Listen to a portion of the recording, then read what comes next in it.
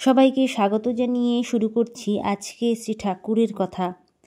গৃহস্থের জ্ঞানযোগ ও ভক্তিযোগ সম্পর্কে ঠাকুর হনুমানজির কথা সেখানে বলেছিলেন। সংসারের পক্ষে সেবক ভাব খুব ভালো, সব করা যাচ্ছে, সে অবস্থায় আমি সেই এ ভাব কেমন করে আসে? যে বলে আমি সেই, তার পক্ষে জগৎ স্বপ্নবৎ, তার নিজের দেহমনও স্বপ্নবৎ, মানে স্বপ্নের মতো, আর আমিটা পর্যন্ত স্বপ্নবৎ। কাজে কাজেই সংসারে কাজ সে করতে পারে না। তাই সেবক ভাব, দাস ভাব খুব ভালো।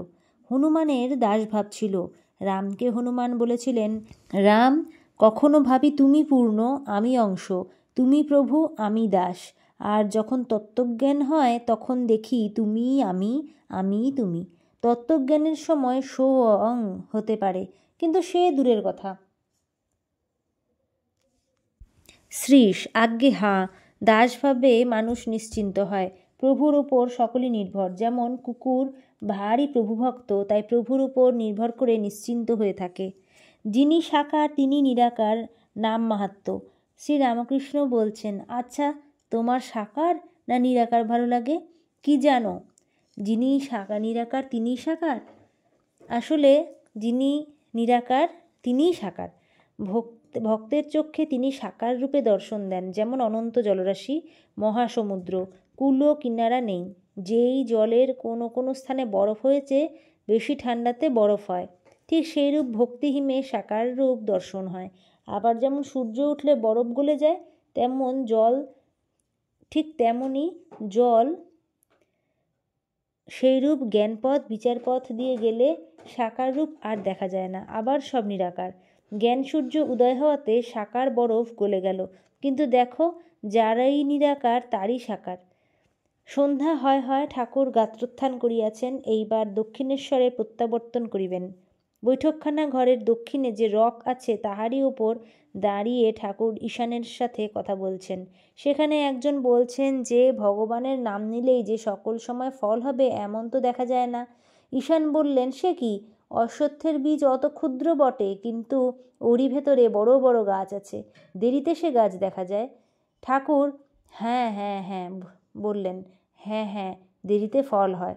ঈশান নির্লিপ্ত সংসারী, পরমহংস অবস্থা। ঈশানের বাড়ি, ঈশানের শ্বশুর ক্ষেত্রনাথ চাটুর্যের বাড়ি পূর্ব গাঁয়ে। দুই বাড়ির মধ্যে আনাগোনার পথ আছে। চাটুর্যে মহাশয়ের বাড়ির ফটকে ঠাকুর দাঁড়িয়ে আছেন। ঈশান সবান্ধবে ঠাকুরকে গাড়িতে তুলে দিতে এসেছেন। ঠাকুর ঈশানকে বলছেন, তুমি যে সংসারে আছো ঠিক পাঁকাল মাছের মতো, পুকুরের পাঁক এসে থাকে কিন্তু গায়ে পাঁক লাগে না। এই মায়ার সংসারে বিদ্যা অবিদ্যা দুইই আছে। পরমহংস কাকে বলি? যিনি হাঁসের মতো দুধে জলে একসঙ্গে থাকলেও জলটি ছেড়ে দুধটি নিতে পারেন। পিঁপড়ের ন্যায় বালিতে চিনিতে একসঙ্গে থাকলেও বালি ছেড়ে চিনিটুকু গ্রহণ করতে পারেন। ঠাকুরের ধর্ম সমন্বয়ে ঈশ্বরকোটির অপরাধ হয় না। সন্ধ্যা হয়েছে, ভক্ত শ্রীযুক্ত রামচন্দ্র দত্তের বাড়িতে ঠাকুর এসেছেন। এখান থেকে তবে দক্ষিণেশ্বরে যাবেন।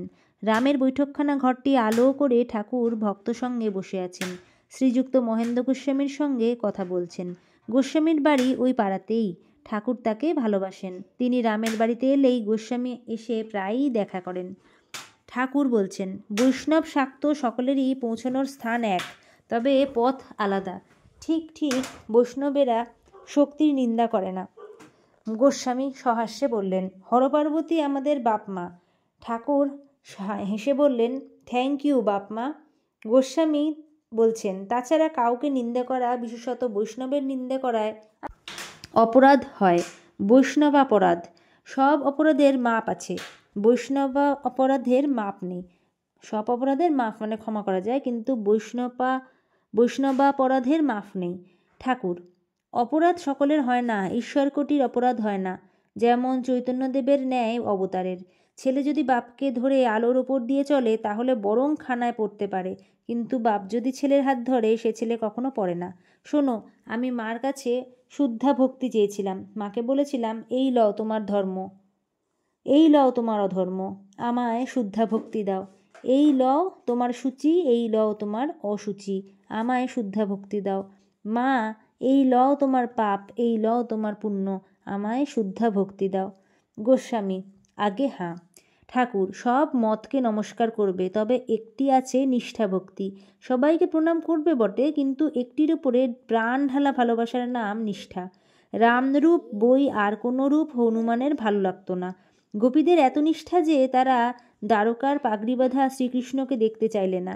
পত্নী, দেওর, ভাসুর ইত্যাদিকে পা ধোয়ার জল আসনাদির দ্বারা সেবা করে, কিন্তু পতিকে যেরূপ সেবা করে সেরূপ সেবা আর কাহকেও করে না। পতির সঙ্গে সম্বন্ধ আলাদা। রাম ঠাকুরকে কিছু মিষ্টান্নাদি দিয়ে পূজা করলেন। ঠাকুর এবার দক্ষিণেশ্বরে যাত্রা করবেন। মণির কাছ থেকে গায়ের বনাত ও টুপি নিয়ে পড়লেন। বনাতের কানঢাকা টুপি। ঠাকুর ভক্ত সঙ্গে গাড়িতে উঠলেন। রামাদি ভক্তেরা তাকে তুলে দিচ্ছেন। মণিও গাড়িতে উঠলেন, দক্ষিণেশ্বরে ফিরে যাবেন। এই ছিল আজকের কথা।